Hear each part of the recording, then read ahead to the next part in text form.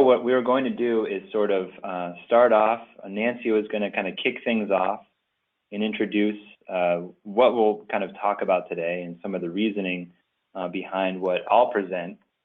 And then we'll go through just a brief presentation by me about where things stand as it relates to the evaluation of the Active Routes to School project. And then especially focusing on what we don't know and how we can kind of close the gap in what we know about the impact that the project is having on walking and biking to school among the children in North Carolina. And I want to thank Mary B for kind of setting this up and identifying a good time for us all to gather. And with that, I think I'll kick it over to Nancy to start things off. Okay, good morning, everybody. So I am looking at this title slide, and I'm looking at the title, and it's saying, is Active Routes to School getting more kids to walk and bike to or at school? What we know, what we don't, and how you can help us learn more. And really, I'm thinking the title should be all that same stuff, except for the tail end should say how we can help all of us learn more. Because evaluation and having good, solid results helps everybody. The goal is for it to help your work, to help Active Routes to School in your region, as well as helping us understand at a state level what's happening, and then being able to share those results nationwide, because North Carolina has a really unique approach to Safe Routes to School that we know other places are interested in and could learn from. So really, this is, it just has so many benefits. So in our role as technical assistance providers at the Highway Safety Research Center, as you all know, we have been responsible for reporting to you all about the statewide impact of the Active Routes to School project, which is a job we take very seriously, and we couldn't do it without your help. So want to say thank you for all the time that you spend completing the active travel readiness ratings, doing the parent surveys and all the pieces that are involved in that, and the student travel tallies. I know that takes a tremendous amount of work and negotiations on your end. And what our job is today, we hope, is to really sell you on the benefits of you doing that data collection and continuing to do it, so that all of us can benefit from having a really solid understanding about what the impact of Active Routes to School has done. The kinds of things that you hear Seth talking about today really are a testament to your hard work, and we want to be able to take it a little bit further. And we can't do that without the important role, the vital role that each of you play in pulling together that data that helps us understand better what the picture is in North Carolina of walking and biking. And so we're hoping that you leave today feeling doubly inspired to really think about how to meaningfully integrate data collection into your work, in your work plans. And when I say meaningfully, and Seth will get into this in more detail, but really thinking about, which schools am I working with most closely, where walking and biking might be feasible for students.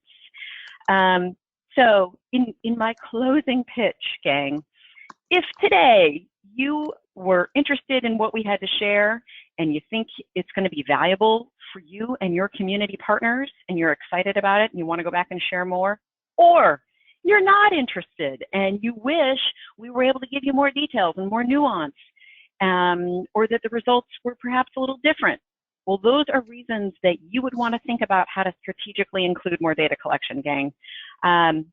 And I know in a lot of ways I'm preaching to the choir here, but I know each of you are at sort of at different points in thinking about your work plan and thinking about how evaluation fits in. So I wanted to be able to kind of underline and reiterate those points, and give a very respectful plug. And then also finally, gang, sustainability of the program. If you are interested in the sustainability of Active Routes to School, Safe Routes to School, walking and biking in North Carolina, the evaluation results are critical. Funders, potential funders, all want to understand how they are helping make a difference. And so having that level of impact is something that is very unique to the North Carolina Active Routes to School project to be able to provide, and is also a really important toehold in moving forward. So, that's my very best pitch.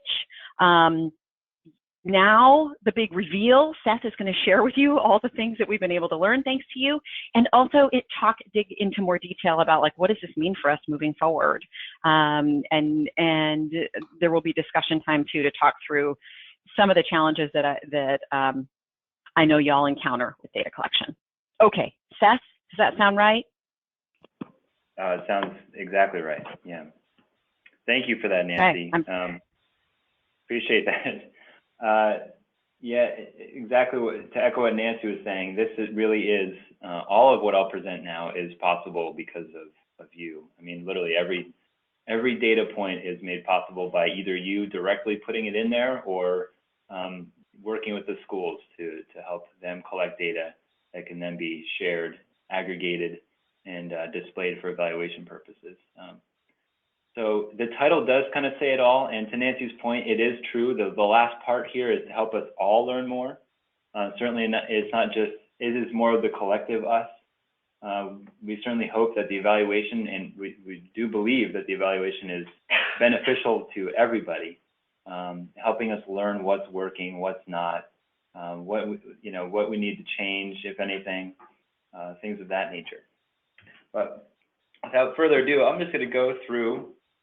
It'll go along a certain pattern, very much like the title slide here. Thank you.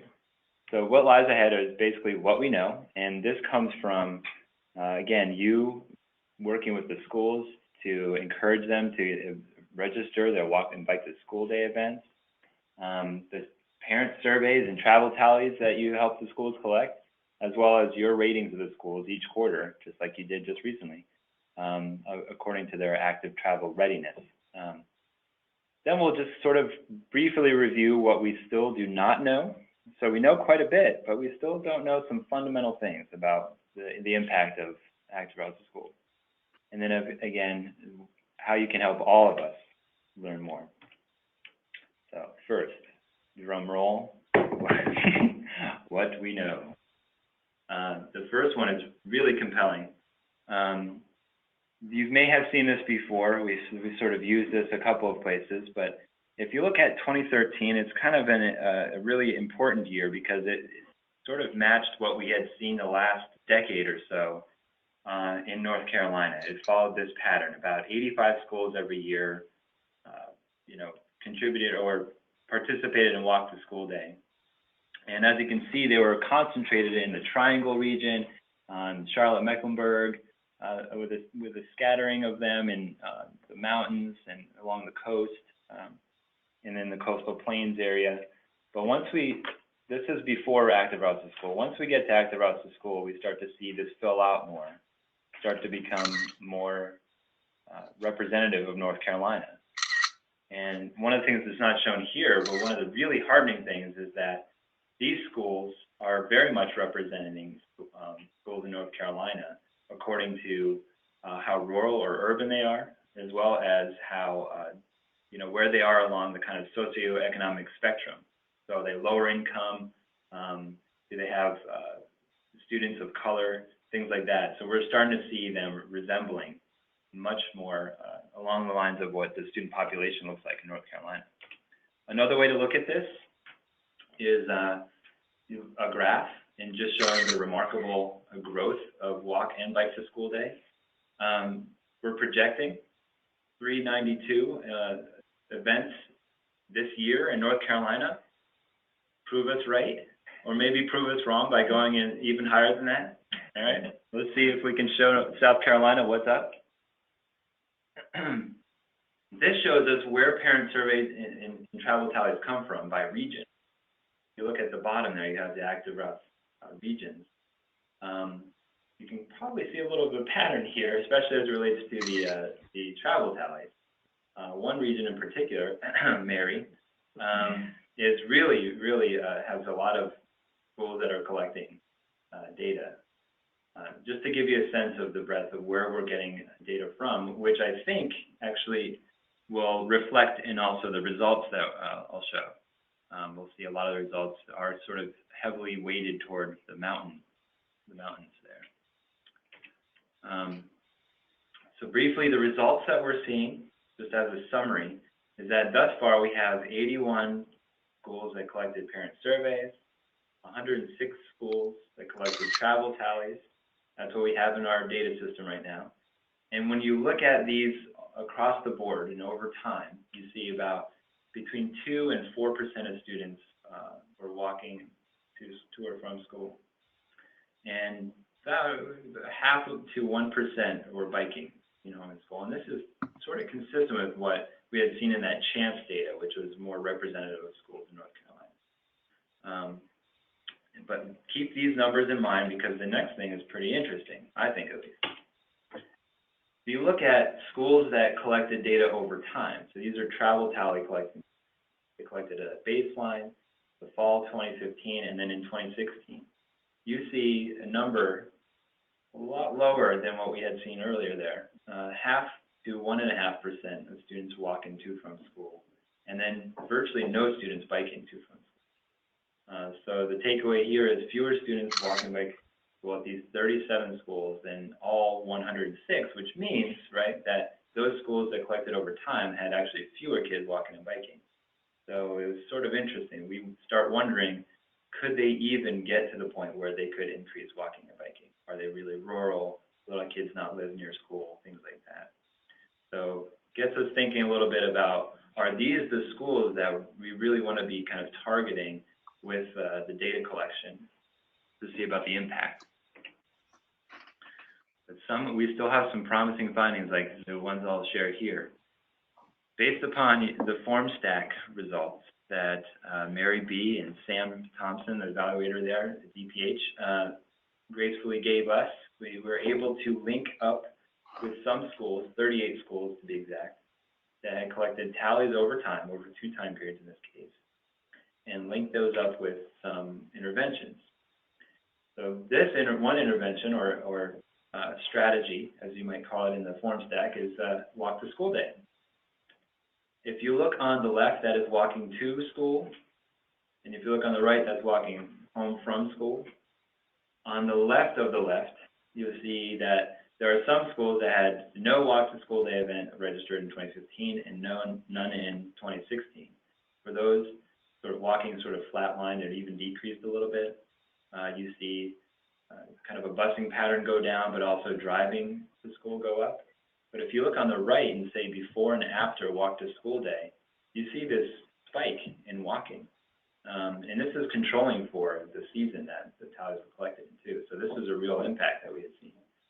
And similarly on the right there, home from school, we saw that same kind of bump in walking to school after the school participated and walked to school day. So there's something behind that that's really promising. And we look at safety training. So a lot of what you reported in the FormStack results related to engaging the students in pedestrian safety training. You see this impact if you look on the left there, walking to school in the morning, before the training and then after, that increased significantly. It didn't have the same effect if you look on the right as walking home from school. We don't know exactly what that means, but I know in the evaluation I made up something to maybe explain it. It was something about how active and what kind of time people have in the morning versus in the afternoon. But we don't know exactly why that's happening. You guys, I'm sure, can come up with probably some better explanations than I could.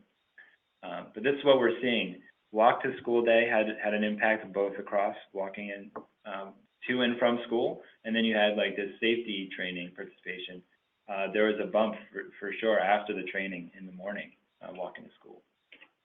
And then I just want to pause for a second and talk about the importance of in-school champions.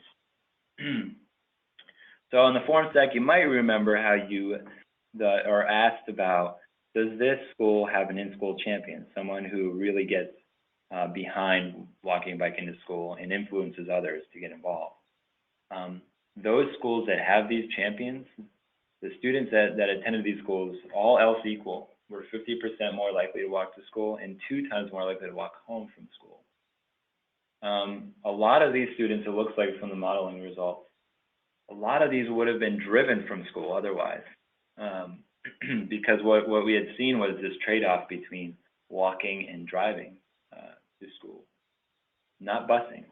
So it didn't impact busing, but it reduced, which is a really good thing, right?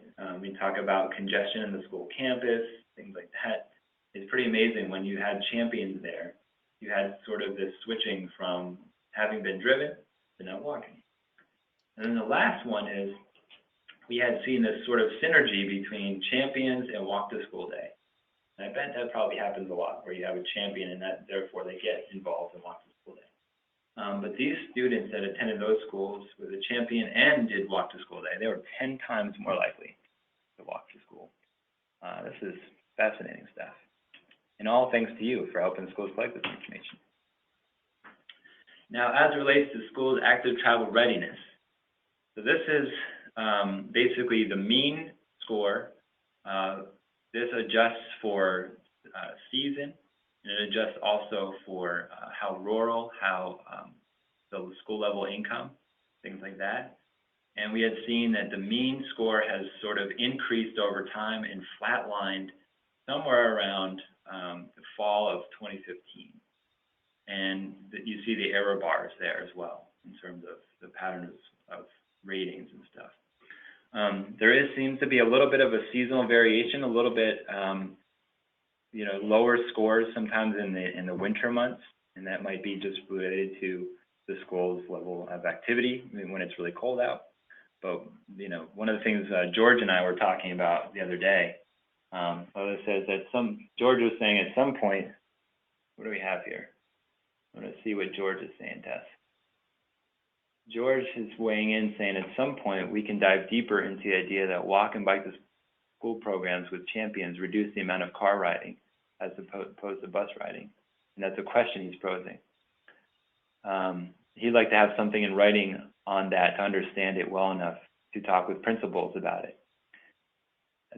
Maybe we can pause there for a second. Does everyone agree that would be helpful? I could totally see how it could be. So having champions, and it could reduce car riding to school. Anybody can weigh in if you want to, either through the chat function or you can just speak up. Sal, I'll jump in just for a second on that to clarify. I think the point that you just made about the fact that it didn't necessarily reduce the amount of bus riders, but it did reduce the amount of car riding. Right. I would really like to see a little bit more detail at some point, offline, I guess, about that, so that when we go into school principal and say, hey, one of the things we're trying to do is sort of an adjunct to our motivating children to walk and bike, is that it does help provide a reduction in the car rider lines that involve so many of your staff and so much time and effort, and the fuel cost and the exhaust and all the other things that are related to congestion because of the car rider lines. So that right. Having something that we would be able to talk about that and then have some data on it would be really cool. Yes, I think we should definitely have a conversation about that, and I totally agree that would be really attractive for a lot of principals. Right. Yeah. So let's continue that conversation for sure. And anybody else who wants to get involved, feel free to join us. So these active travel readiness. Well, one of the things we're starting to see finally, I think we're at a point where enough schools you've kind of rated enough schools now. According to their readiness, and they've also collected data, so we can see, I think this next time perhaps we can start seeing how this relates to walking and biking to school. So with that, let's see, we can go to the next, I think. There you go. So with that, we're going to get to the meat of the matter here. So we have all of what we do know, which is quite a bit, and again, thanks to you guys. Here's what we still do not know. Kind of two big things, and they're related for sure. is whether students at these data collecting schools, either parents or travel tallies, can realistically walk or bike to school. As we had seen earlier, the schools that collected data over time, so there's 37 schools that collected tallies over time, the percentage of those students who are walking and biking to school were actually lower than the average of what we saw. So it suggests that a lot of those students could not feasibly walk bike to school.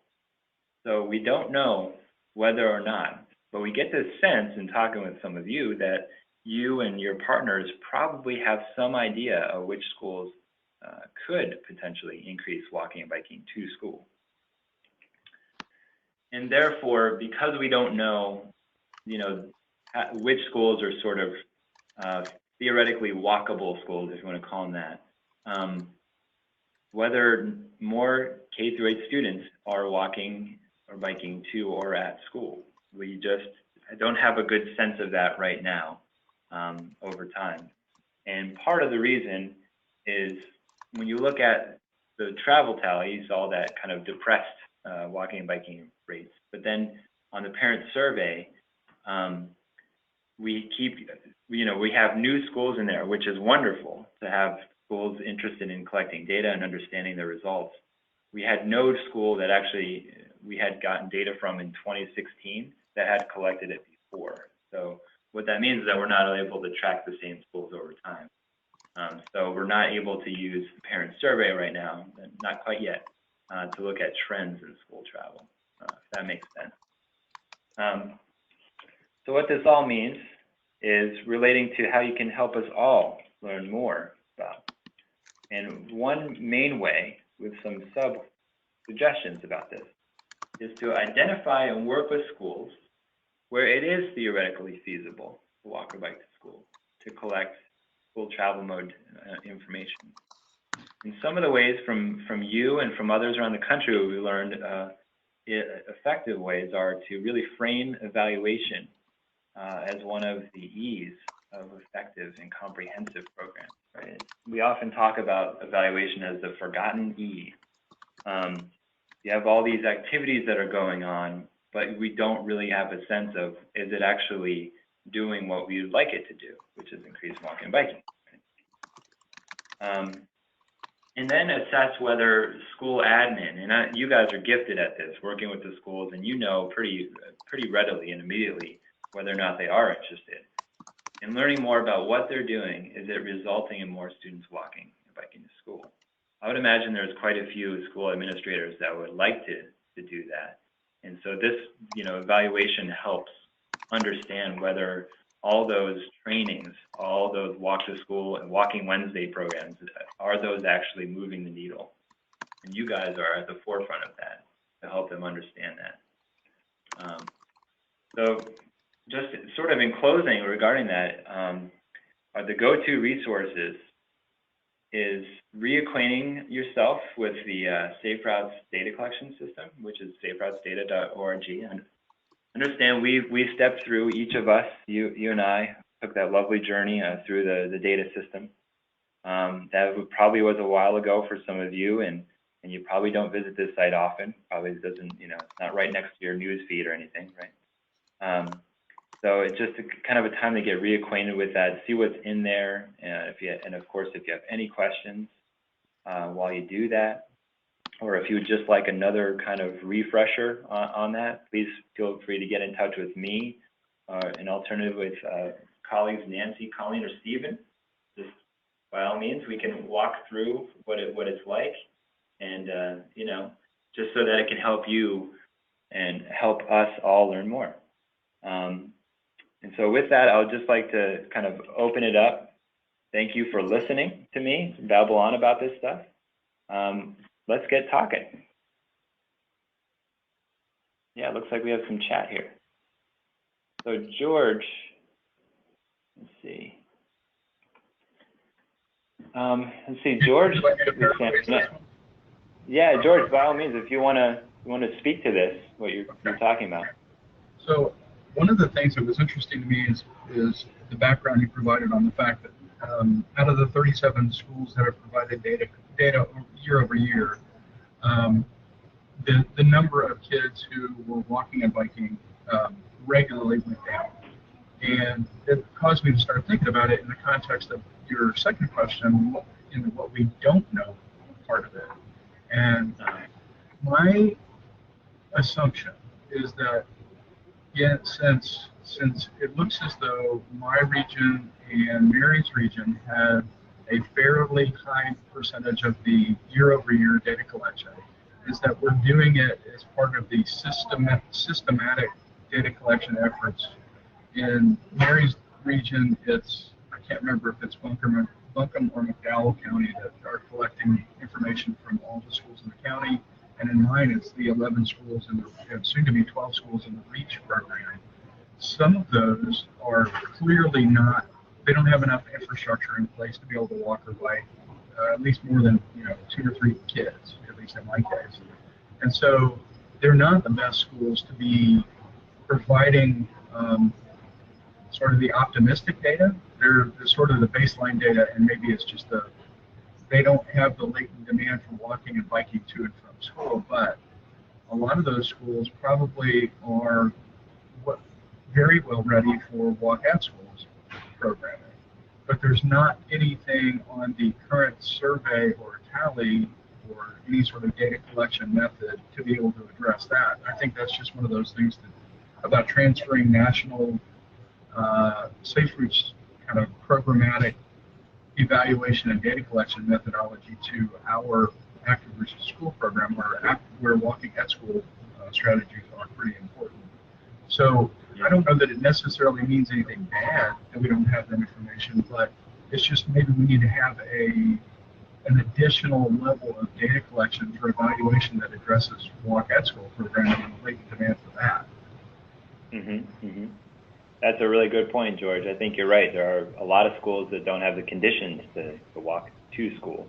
Right. So we may be artificially asking those schools to provide information where there's really no way for them to give us appropriate answers back, or answers that we would like to see back. And I don't know whether there's a way for us to tailor the surveying approach to those schools where we have the infrastructure in place, or the climate in place, or what. I don't know the answers to those sorts of questions.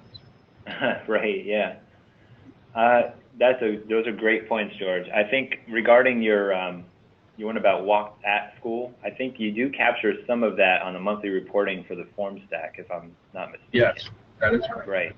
So that's one way we've gotten this ability now to start looking at that, and I think we definitely will in future iterations of the evaluation results.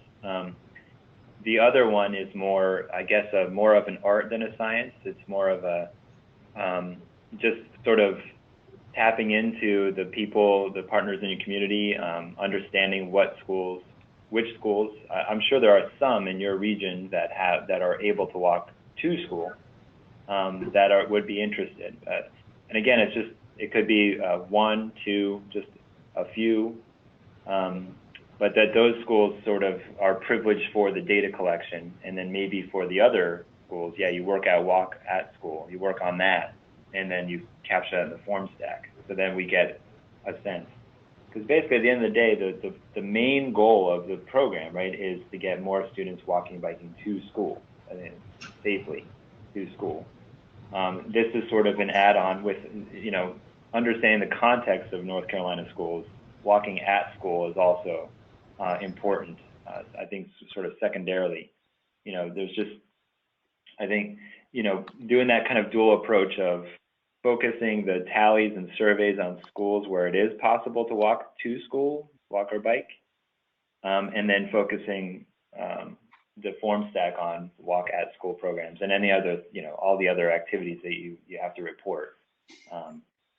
But yeah, and again, I'm trying to figure out ways to identify those schools where it's feasible. It's a little bit more difficult, I think, for us, given that we're not out in the community as directly as you are.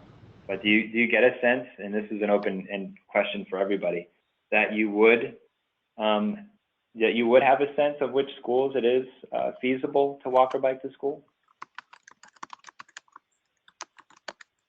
George and others? So I'll just jump in first on that one. Yeah, I think clearly I think if we had known then what we know now about data collection, right.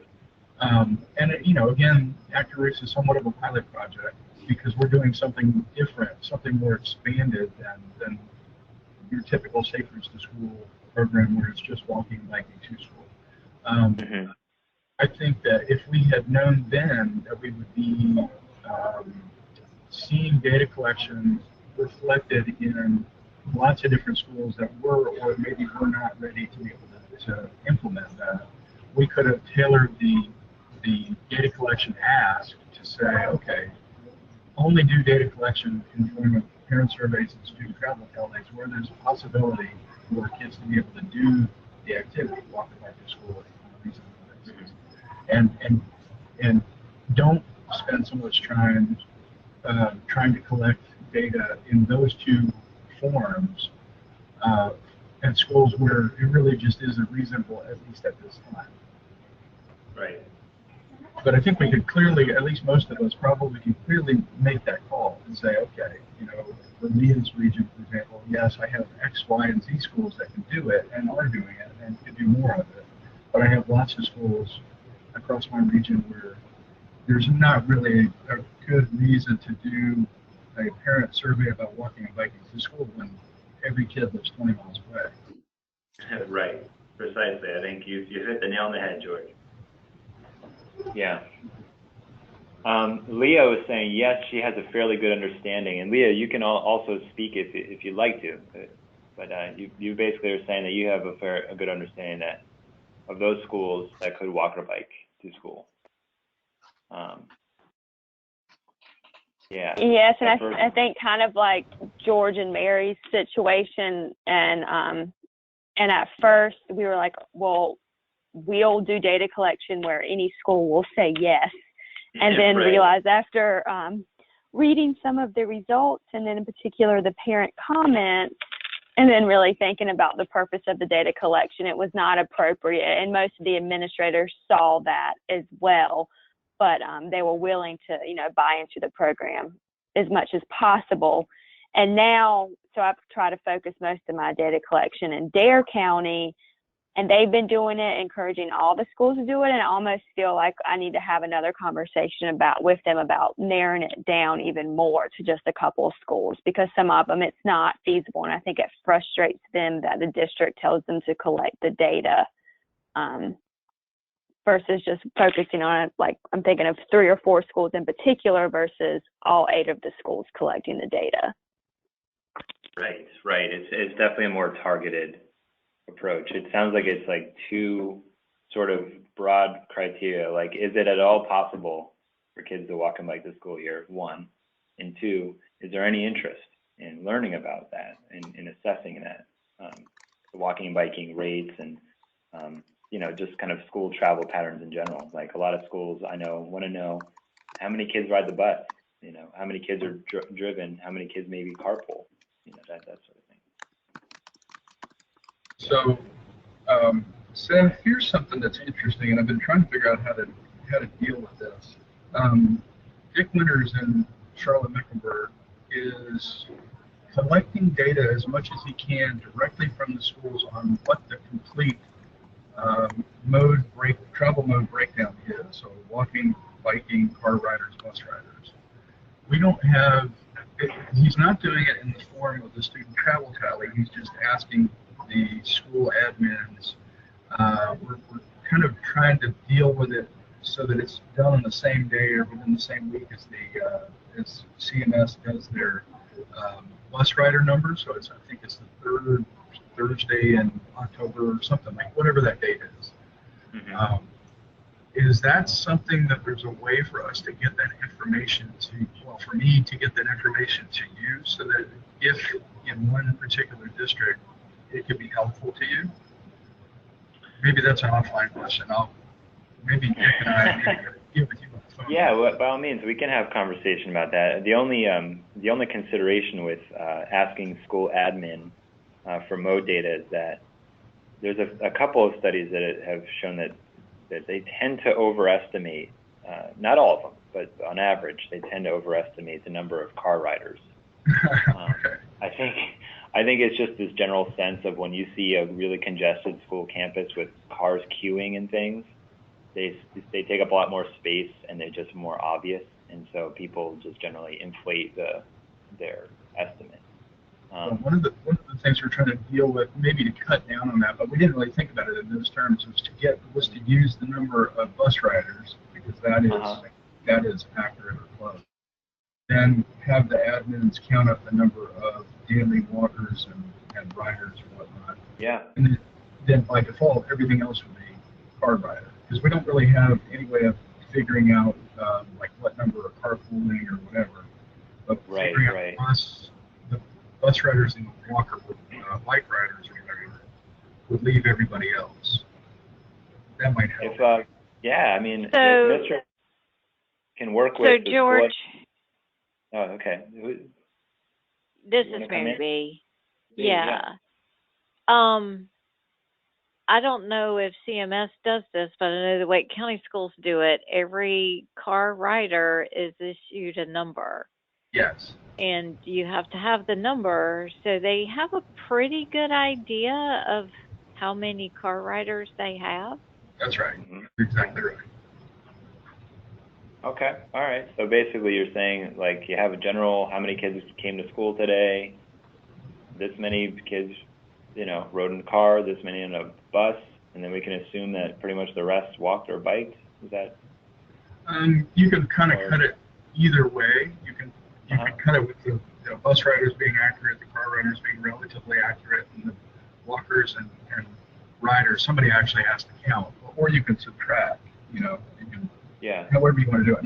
I'm not exactly sure how Dick has kind of phrased it. If Mr. Winters has done that in kind of the standard way over time, I think by all means we can, you, me, him, could have a conversation and maybe do something with that for sure. Yeah. Okay.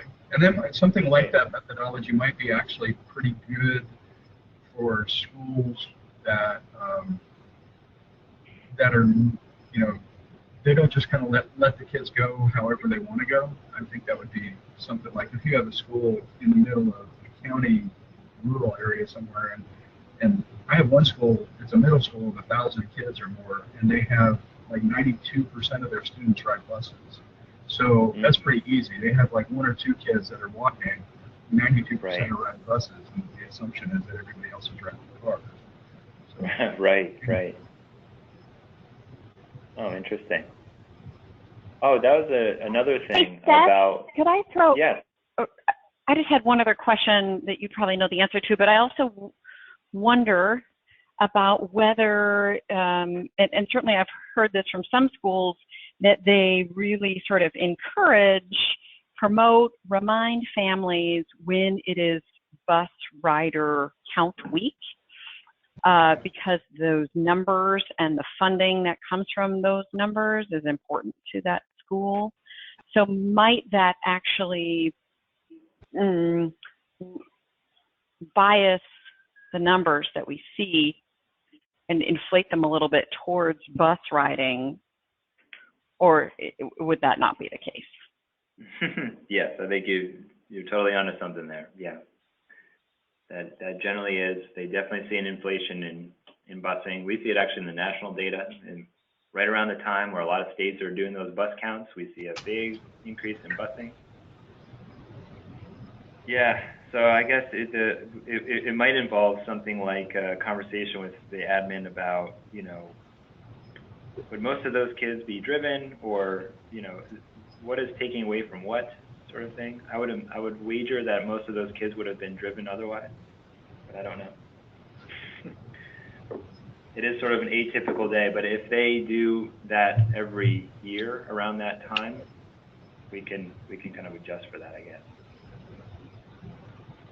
No, it's always inflated. That's okay.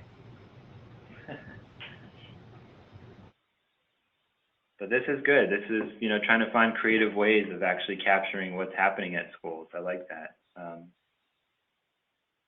For sure. And I know that some schools too, if they don't, have the wherewithal to do a tally, sometimes they'll do observations of how many bikes are parked at the or just observations of students arriving to school. Sometimes they use that.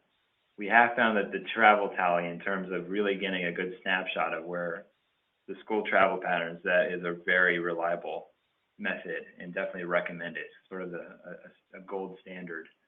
But there are, I think, other creative ways too. If the school wants to be, wants to kind of be flexible with how they're doing that. Yeah.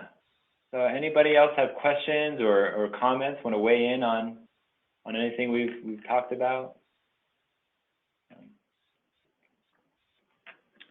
Any of the results that we're seeing? Does it make sense that those schools with the champions are really seeing more promising results? Does that make sense?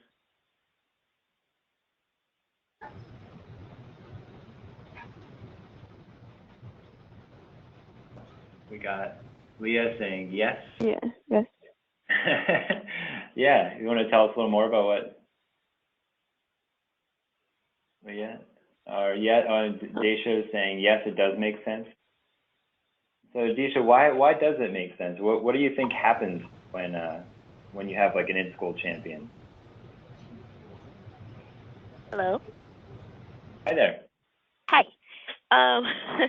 Yes, I mean that's kind of your way in as far as knowing whether or not someone is going to take on the task of heading it. So I guess that's kind of the thing I've been trying to work on, is finding the champions or the contacts to actually get stuff going in certain schools. And even last week when I met with one of the PE teachers, they had an ongoing program, but I mean, with the added duties, she says she doesn't see it anywhere in the near future for it to kind of start back because she has so many other duties. And even with that school, they have a very nice layout as far as walking at school. But like I said, where her duties is just not feasible. And as far as them walking to school, it's not feasible either. So I'm just pretty much still trying to learn which schools actually have the possibility of the kids walking there. So I think it's still pretty new for like me and Dominique too, still just trying to find contacts and also, I guess kind of drive around and see what the area is like. Yeah, right. Oftentimes, one of the things we learn is partnering communities have a sense of that, like the Down East Partnership. They have a good sense of the schools that are walkable, if you want to call them that. And usually the assistant principal is a good person typically, because they often deal with the transportation to schools. So they have a general sense of where the kids live, how the kids are getting to and from school. They're probably a good resource for that. But yeah, it sounds like you're doing awesome work and just working with schools, trying to find those champions, where it's even feasible to walk through school and things like that. Yeah, let us know too if there's anything that we can provide, any type of data point or information we can provide that might be helpful in your search for those schools. And I think more so the champions are going to be the ones who make it sustainable. I would think some of us all have those one schools that we know are going to continue with or without us because they have champions, versus maybe some of our other schools, we know that they still need a little nudge every year because it's not as on their radar, because they don't have that one person that's going to make sure the conversation happens each school year. Yeah. And related to that, one of the things we're finding in talking with a few of you in doing this sort of health equity assessment, we're going to schools and just talking with administrators and then folks in the community as well. One of the things we're learning is that if the school has like sort of a wellness committee or some sort of like student health committee, this is on their agenda. you know, that seems to be a really nice model for that sustainability that Leah was just talking about, because it's actually there. You know, they're talking about the whole child, like the health of the of children and things, and it just seems that's where a lot of the times you'll find the champion on one of those committees, and you know, oftentimes you guys come in and the committee has just been waiting for you. You know, it's almost like the Matrix, or like I've been waiting for you, kind of thing, where it just makes sense with their mission.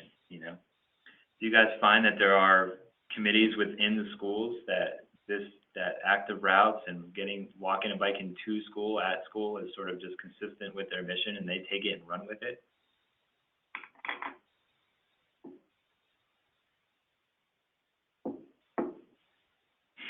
I think there are some that are like that, but honestly, I think it's kind of fewer and farther between than we might want to think. It's almost as though some school, if the school is situated in such a way that the infrastructure is there, the community is supportive, then a lot of the times they're doing it on their own without the need for a committee or any sort of specific championing. So I have a number of schools, particularly around Charlotte, but also in other towns too, where they've been doing it because it's part of the culture. It's such an embedded part of the culture that they don't need to have a committee or a champion or whatever. Then there are other schools where there is a champion, and it has taken a few years for that champion to make things happen, and they do need some sort of reinforcement, I guess. It's not necessarily from us, but reinforcement from whoever the champion in the school might be. I haven't seen, I don't know about everybody else, but I haven't seen a whole lot of situations where they're sitting there and I may be the person who offers them a suggestion or a strategy that they can run with, and immediately they run with it. It's almost like we are resources in a lot of cases to kickstart things, catalyze things, but there seems to be a pretty wide gap between those schools that have a lot of latent demand or even are already doing things, and those schools that really it's more of a push effort on that part. I don't know what everybody else would say about that. Yeah, that's interesting. So a pretty wide gap a lot of times you'll see. Interesting. Yeah. Anybody else want to weigh in on what George is talking about, or Disha or Leah? This is Mary. Can you hear me? Sure can. Yeah, it's a perfect combination of a lot of different variables. And you know, this time of year I get real antsy because I know I have to find my 3 new schools, you know, to try to bring on board for a walk to school day in October. Well, you know, at summertime, it's hard to get hold of them. And then school starts and they are very busy. And so, you know, you have to have that. You definitely have the interest at the school, and then somebody's got to be responsible there. So sometimes the link falls there because they don't want to ask you know, somebody take on more responsibility. So you got to have that champion, or it's not going to go anywhere. So, you know, you just got to have that, and to the school, the situation of the school. And I think what I'm really you know, evaluation. I'm hard a person to think in a linear fashion. This leads to that, but I'm taking away from this particular presentation that, you know, gosh, I need to first of all find those schools that really might be a good target, and think in terms of focusing in on some that I can see where the right elements are there to build a program. Mm-hmm. And I do see sort of a divide maybe in our focus, because if you think of Safe Routes to School, I don't know if they're particularly that interested in the walk at school as far as this data collection is going, or is it, you know, is it really growing that entire program. And then from a public health standpoint, we definitely, you know, if they're walking at school, that satisfies a lot of things too. You know what I mean? Yeah, sure. No, yeah, the instruments are definitely designed to capture, you know, walking and biking to and from school. But certainly the way the form stack is involved can capture the walk at school programming that's going on. And all of these together, when you kind of combine it all and interpret it all, it does relate to sort of the public health consideration, the kind of mode shift consideration, all the different benefits that you get from Safe Routes to School program. So yeah, by all means. Anybody else? For the good of the order. Looks like we're just about out of time, but if anybody else had anything else they wanted to add, this has been a lovely discussion. I want to thank everybody for you know, staying awake on a Monday morning, listening to me talk about evaluation. And again, all this is possible because of your hard work with the schools. And so thank you so much for everything you guys do, have done, do, and will continue to do, no doubt. If, you know, Hey, Seth? to get this, yes. Oh, I'm so sorry to interrupt, but one other thing that maybe people could be thinking about, and we could follow up on the one-on-one calls, is just about whether it would be valuable for y'all to have any of this information to share with your communities, and if so, kind of which pieces. Just be thinking about how we might be able to help you with that, if there's things that you think would be inspiring or satisfying, or a way for you to help continue your dialogue. Anyway, sorry, Seth. Not a problem. Yes, indeed. And Mary's asking here, are you sending us slides? We're recording this webinar, Mary. That'll be available, but by all means, if you want the slides, I'm happy to share them with you. All right. Okay, well, maybe that's part of the solution. that might be. That might be. And yes, to Nancy's point, if there are elements of this, the entire thing, that you think might help you in communicating with folks, making the case, feel free to get in touch with me, and we can work together to pull out different elements and expand upon things, and whatever your needs might be. And again, to reacquaint yourself with saferoutesdata.org, you know, if you go through there and have any questions, please feel free to get in touch with me. We can walk through it together. Again, thank you so much to everybody for joining us. It's been a good discussion this morning, and I think it's really going to help us improve the evaluation side of things and our understanding of what sort of awesome impact you guys are making. So, thank you. Thank you. Thanks. Thanks, everybody. Thank you. Thanks, everybody.